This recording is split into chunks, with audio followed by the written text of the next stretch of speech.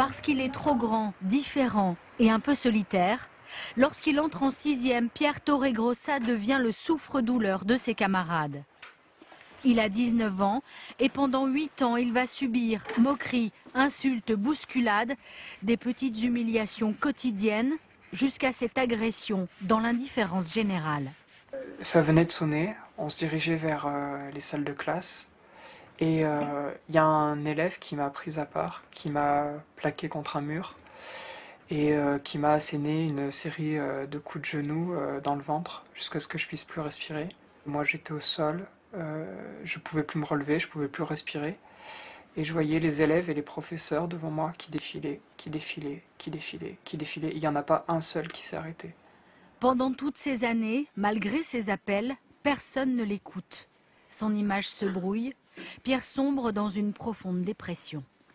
J'avais vraiment peur d'absolument tout le monde. C'est-à-dire le moindre élève me faisait peur, je fuyais les regards, j'essayais de disparaître dans les couloirs et dans les coins de la cour. Et je me souviens au collège de jours où je passais toute la durée des récréations à chercher un coin dans la cour dans lequel me cacher, et ma récréation était uniquement consacrée à ça. C'est dans ce lycée à Clermont-Ferrand qu'il subit pour la dernière fois le diktat de ses harceleurs. L'année dernière en terminale, Pierre rencontre enfin un adulte qui va l'aider, le seul. C'est ce professeur de philosophie Jean-Pierre Bellon, l'un des premiers en France à s'intéresser au harcèlement et à écouter la souffrance des élèves. On était 4 amis et on s'est fait... je suis désolée, mais c'était dur, quoi. De se voir, voilà, toute mise plus bactère, tout ça pour... je sais même pas pourquoi, mais c'est ça le plus dur. Ah mais les dégâts sont considérables. Dégâts immédiats, baisse des résultats scolaires, difficulté à venir en classe, simplement, absentéisme, difficulté à se reconstruire, perte de l'image de soi. On porte atteinte à l'image de soi au moment même où elle est en train de se construire pendant l'adolescence. Elisa va venir. Pour désamorcer ces situations de crise le plus tôt possible, Jean-Pierre Bellon s'appuie depuis 4 ans sur ce groupe d'élèves bénévoles. Pierre en fait partie, des sentinelles qui alertent. J'ai vu à seconde manger tous les jours tout seul.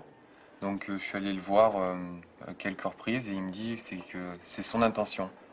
Il veut manger tout seul. Donc si vous voulez, moi je peux aller le voir, essayer de... Mais ça c'est le type même de situation qu'il faut absolument qu'on creuse. Et quand un élève est soupçonné d'en harceler un autre, au moindre doute, il est convoqué.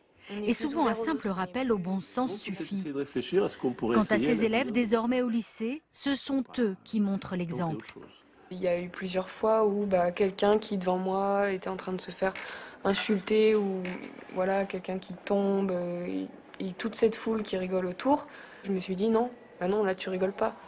Tu vas l'aider mais en tout cas tu rigoles pas. Parce que ça serait participer à cette cruauté d'une foule agressive envers quelqu'un de complètement désarmé. Les harceleurs ne sont pas des cas pathologiques, ce ne sont pas le plus souvent des individus particulièrement violents.